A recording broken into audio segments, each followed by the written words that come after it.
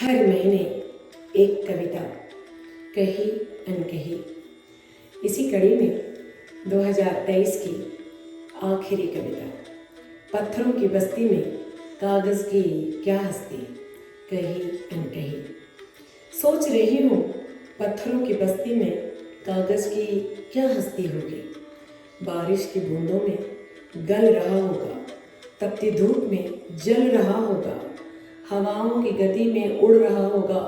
भला उन पत्थरों की बस्ती में उस कागज़ को क्या मिला होगा।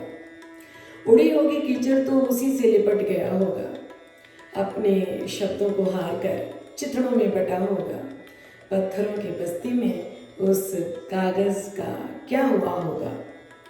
कहीं अनकही कागजी बातें पत्थरों को क्या समझाती होगी।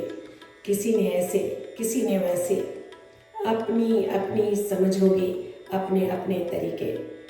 किसी ने समझे होंगे, कोई समझ रहा होगा, उस कागज़ पे कुछ तो लिखा होगा। क्या अब तक वो कागज़ बचा होगा। पुरानी सी किताब के 99 पन्ने उस आखिरी पन्ने के लिए व्याकुल हुए हैं, जो आज़ाद होकर आबाद होने की फिक्र में था, अपने आखिरी पन्ने की पहचान से अलग होने की जिद में था।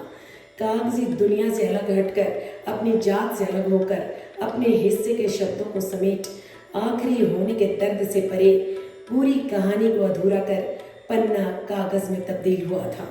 उड़ चला अपनी पहचान बनाने के लिए, और अब जब वक्त मुट्ठी में रेत की तरह फिसल रहा है, शब्द तार तार हुए और कागज़ पंच तत्वों में विलीन हुआ है। कहीं शब्द सारे आहत हुए हैं, पत्थरों की बस्ती में कुचले हुए हैं। अब इन कागज़ों को कौन बताए कि पत्थरों के सिरहाने शब्द सजाए नहीं जाते। हवाओं को खत कब भेजे जाते हैं। बारिश की बूंदों के बीच कागज़ की नैया पार नहीं होती, ना किनारा मिलता है।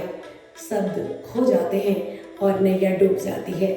किताबों में लगा है पन्ना, अपने अंक के हिसाब से शब्दों को सजाए बैठा है। आखिरी है तो क्या हुआ, पूरी कथा का सार समेटे बैठा है। हम सभी को अपने होने के अर्थ को समझना चाहिए। पत्थरों की मजबूती पत्थरों को बचा लेगी, नदियों की धारा को भी बांध लेगी। कागज पर लिखे शब्दों को तराश दो इन पत्थरों पर, तो सदियों तक संभाल लेगी, मगर कागज को नहीं बचा सकती। तो अपने अपने लिबास में बने रहिए और समय के साथ बढ़ते रहिए। अभी समय है, मुड़कर देखिए और क्या नया करना है पन्ने से कहिए। मिलूंगी आप सभी से फिर 2024 में। आप सभी के साथ मैं नमिता, सिडनी, ऑस्ट्रेलिया से।